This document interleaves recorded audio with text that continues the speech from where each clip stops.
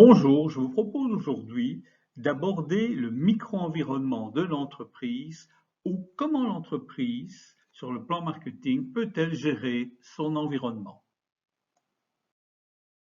Nous aborderons en premier le micro-environnement et ses composantes, le marché, l'offre sur le marché, la demande sur le marché, les publics directs, les publics indirects.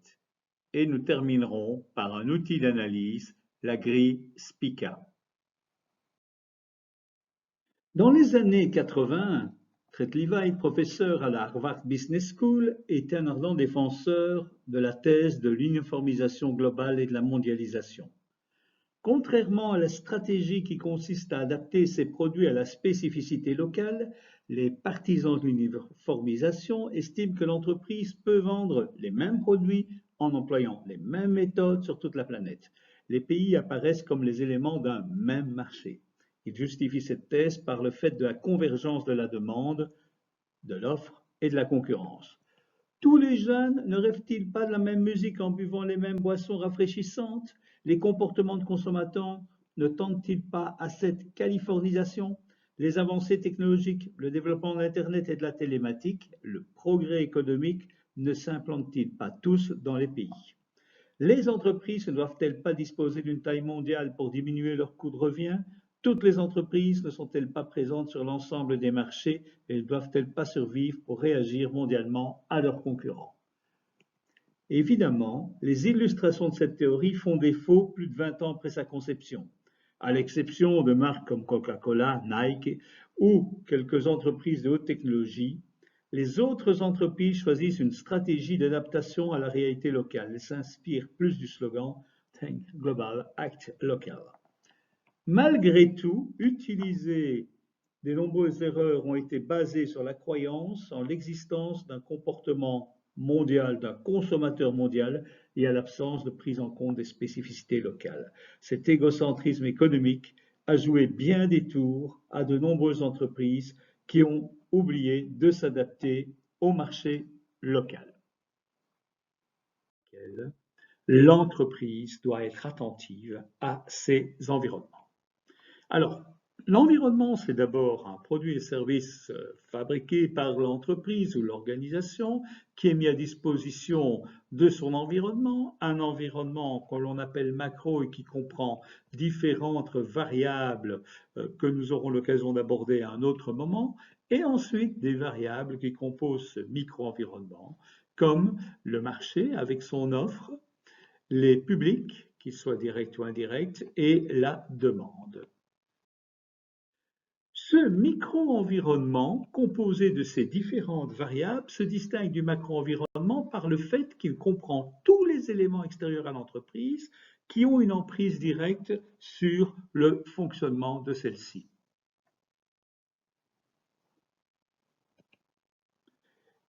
Ce micro-environnement se compose de deux composantes, ce qu'on appelle le marché, qui reprend l'offre, les concurrents et la demande, les consommateurs, et les publics directs, indirects.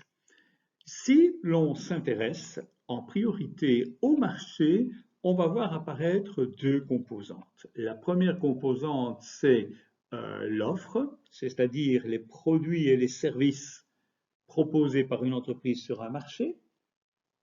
L'entreprise est entourée de concurrents qui influencent directement sa stratégie en matière de produits, de services, de prix, de conditionnement et de communication. Pensons par exemple à un grand magasin. Il n'a pas la même zone de chalandise qu'une supérette de quartier. Sa taille géographique, les types de clients, les prospects, les produits offerts divergent considérablement. Le grand magasin propose une structure d'offre beaucoup plus complète que le magasin de proximité. Si on regarde les premiers partenaires de l'entreprise, ce sont les fournisseurs sur ce marché. Et ces fournisseurs sont intéressants. On considère généralement qu'il y a trois types de fournisseurs. Les fournisseurs critiques en termes de sécurité, qui représentent 10% de l'ensemble des fournisseurs de l'entreprise, c'est ceux Si l'entreprise les perd, elle risque d'avoir de grosses difficultés. Et ensuite, les fournisseurs moyens, un bon tiers, 35%, les fournisseurs moyennement critiques en termes de sécurité qui représentent 35%, et puis les fournisseurs faiblement critiques qui représentent en termes de sécurité 55%.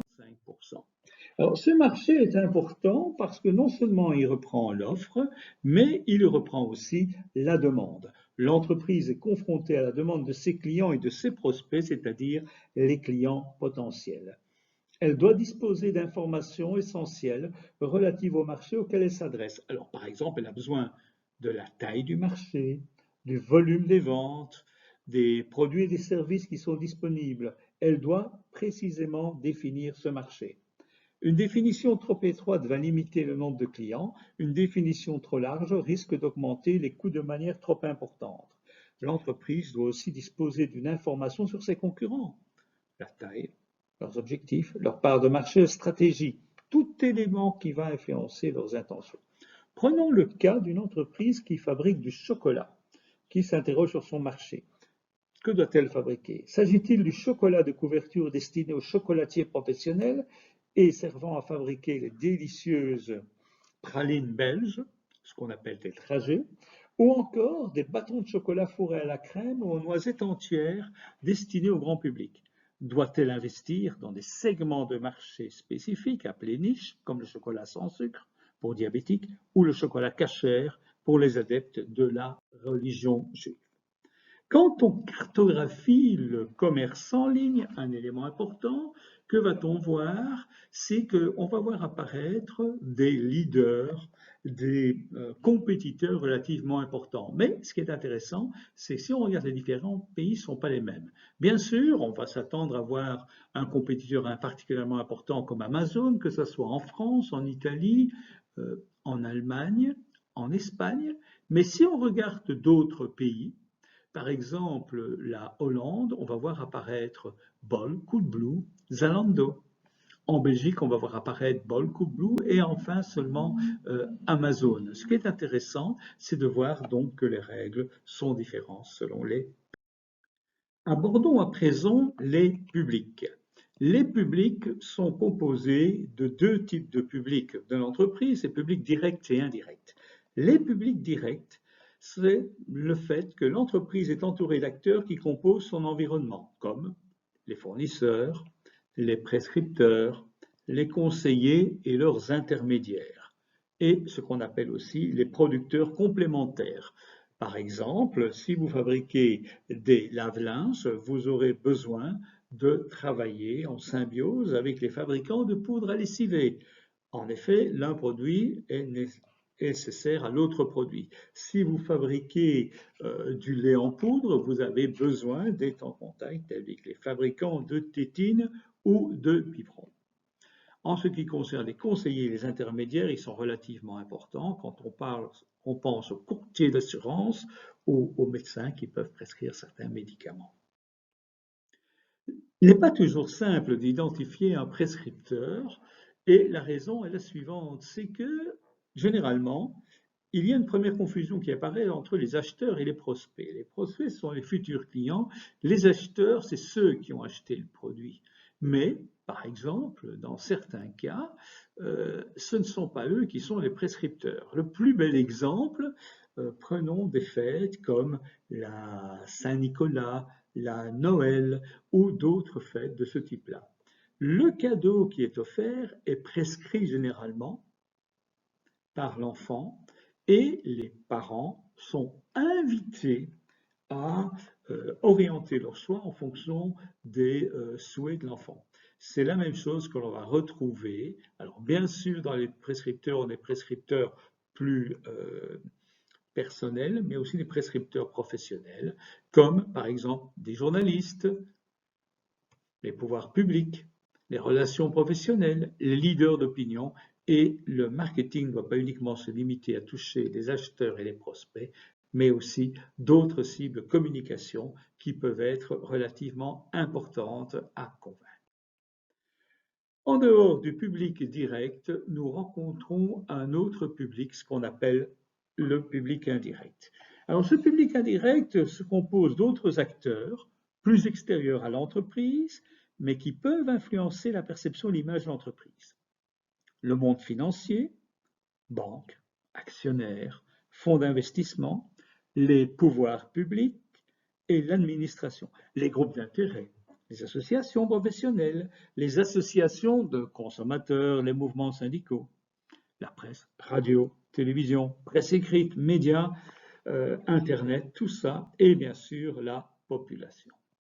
Tous ces acteurs sont relativement importants et ont un impact plus ou moins direct sur les décisions de l'entreprise. Ces acteurs, ces partenaires de l'entreprise qu'on appelle en anglais les stakeholders, ont un rôle relativement important. Alors, essayons de les identifier. On va voir les consommateurs, les membres du personnel, les investisseurs et d'autres, les régulateurs, les partenaires environnementaux, les communautés, les groupes de pression, les autorités légales, les fournisseurs, les clients, les médias, vraiment toute une série des partenaires importants. Ces facteurs d'influence du micro-environnement sont souvent résumés sous un acronyme, l'acronyme SPICA, spécifiant les stakeholders, les partenaires ou intervenants directs dans le fonctionnement de l'entreprise. Dans la grille SPICA, le S pour source d'approvisionnement, le P pour public direct et indirect, le I pour les intermédiaires, le C pour les collègues, le A pour les acheteurs.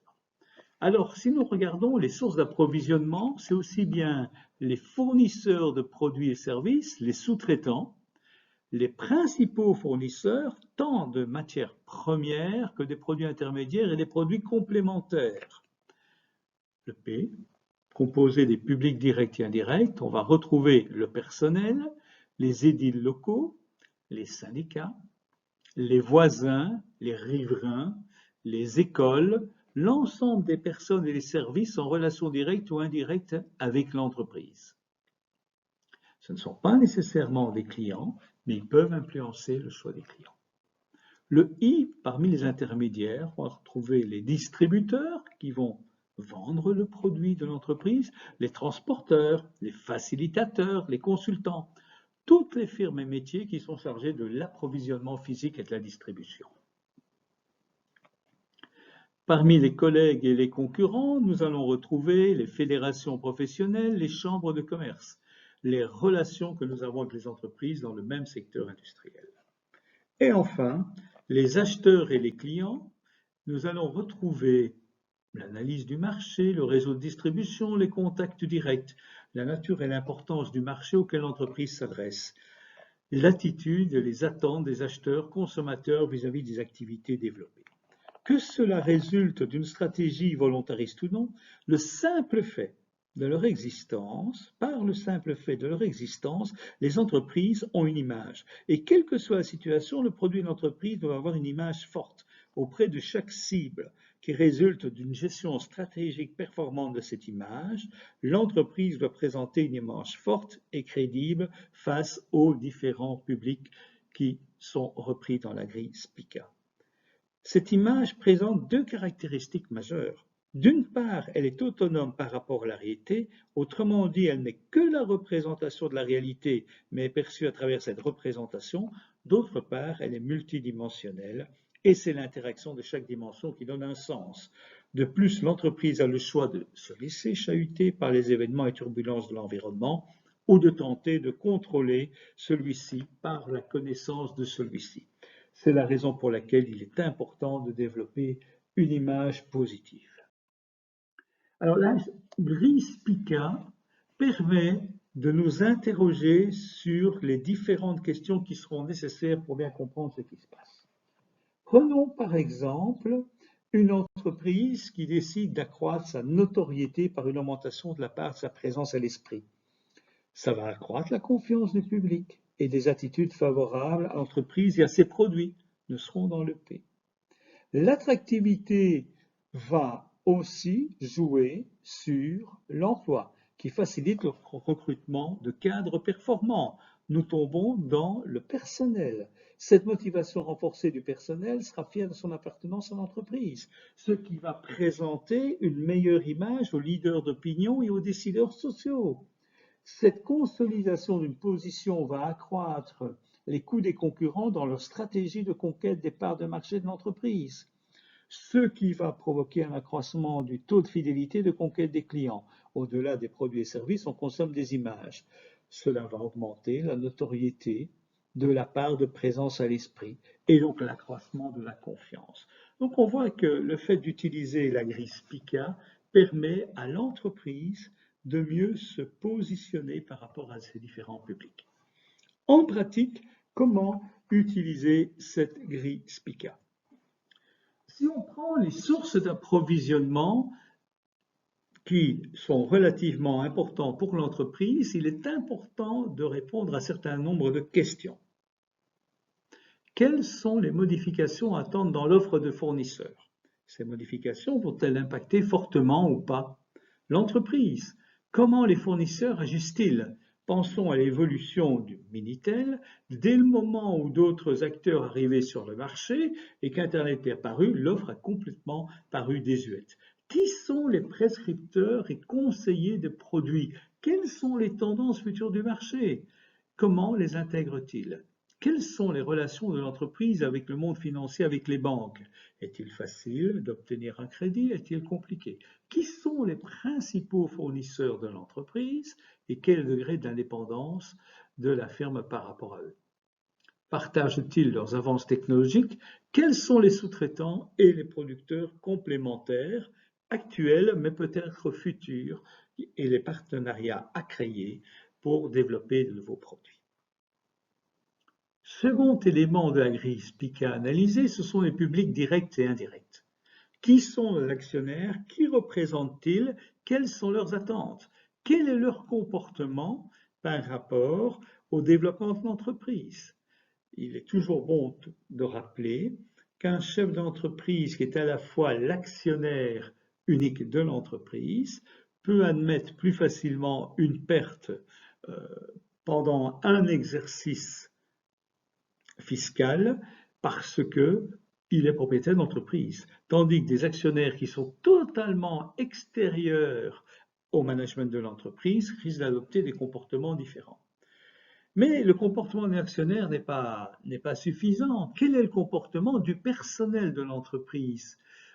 Comment se positionnent-ils? Comment perçoivent-ils l'entreprise? Quelles sont les relations de l'entreprise avec les autorités et les édiles locaux, notamment en matière environnementale, notamment en matière de services et de nécessité de travailler avec les autorités et les édiles locaux dans l'aménagement de l'environnement de l'entreprise? Pensons tout simplement à un parc d'attractions, un jardin zoologique qui envisage d'étendre ses capacités d'accueil et donc d'augmenter le parc de stationnement, les possibilités de parquer les voitures. Ça nécessite aussi d'acquérir d'autres terrains. Comment l'entreprise va-t-elle se positionner par rapport aux édiles locaux? Faire cette demande. Peut-être même faudra-t-il adapter la voirie en conséquence. Ce sont des éléments importants. Comment la population avoisinante évalue-t-elle le comportement de l'entreprise? Et notamment en termes d'insatisfaction ou de nuisance, que ce soit en termes de pollution olfactive, visuelle ou auditive. Quels sont les contacts d'entreprise avec la presse? Quelle est la position des groupes écologiques de défense de l'environnement? L'entreprise a-t-elle des liens particuliers avec les écoles et les réseaux d'enseignement? Les publics directs et indirects sont donc particulièrement importants. Mais ça ne serait pas suffisant si l'entreprise se focalisait uniquement sur ses publics. Les intermédiaires, troisième élément de la grille Spica, sont relativement importants. Pourquoi? Parce qu'il est important de connaître les circuits de distribution que l'entreprise utilise et les évolutions possibles et prévisibles en matière de logistique et de transport. Si tout à coup une épidémie s'installe dans une région, les consommateurs risquent d'être perturbés par des achats et de se présenter dans les points de vente de l'entreprise ou les points de vente d'ailleurs de distributeurs auxquels l'entreprise fournit ses produits et vont sans doute être tentés par l'achat à distance, par la livraison à domicile, par les systèmes de collect and go. Donc ça veut dire aussi adapter la logistique et le transport. Quelle est la pertinence d'une agence de communication de l'entreprise? Comment fonctionne-t-elle avec l'entreprise? Quel est le rôle et l'impact des consultants? Quelles sont les évolutions prévisibles en matière de transport et de logistique? Quelle est l'ampleur et l'étendue du réseau de distribution? Intermédiaire, élément fondamental. Et puis, il y a les collègues, les concurrents, les autres compétiteurs. L'entreprise est installée sur une zone de chalandise, c'est-à-dire une zone dans laquelle elle étend son activité et elle vend ses différents produits. Quelle est cette zone de chalandise? Qui la contrôle? Quelles sont les entreprises dominantes, les quelques grandes entreprises qui la contrôlent? Quels sont les concurrents et quelles sont les relations professionnelles de l'entreprise avec ses différents concurrents? L'entreprise fait-elle partie d'une association professionnelle? Est-ce la même que les concurrents? Quel est-il possible de négocier au sein de ces associations? Quels sont les intérêts communs de la profession par rapport à une problématique? Comment ces problèmes communs sont-ils débattus et traités? Quelles sont les solutions apportées? Et à propos, les parts de marché des concurrents, comment évoluent-elles? Quel est le rôle de l'association professionnelle du secteur d'activité, notamment vis-à-vis des pouvoirs publics? Enfin, dernier élément de la grille SPICA, ce qu'on appelle les acheteurs et les clients. Quel public représente une opportunité de développement? Quels sont ceux qui représentent une menace future? Quelle est l'image perçue de l'entreprise par les différents publics? Cette image est-elle perçue comme négative, comme positive, comme neutre? Quelle est l'attitude des associations consommateurs vis-à-vis des produits? Sont-ils particulièrement critiques? Les recommandent-ils ou du moins ne les mettent-ils pas en cause? Quels sont les principaux clients de l'entreprise? Comment évoluent-ils? Les clients sont-ils en général satisfaits? Ou au contraire, ont-ils des réclamations récurrentes? Pourquoi ces réclamations apparaissent-ils? Pourquoi sont-ils satisfaits? L'image d'entreprise est-elle positive et bien perçue par ses clients et ses prospects? Tous ces éléments sont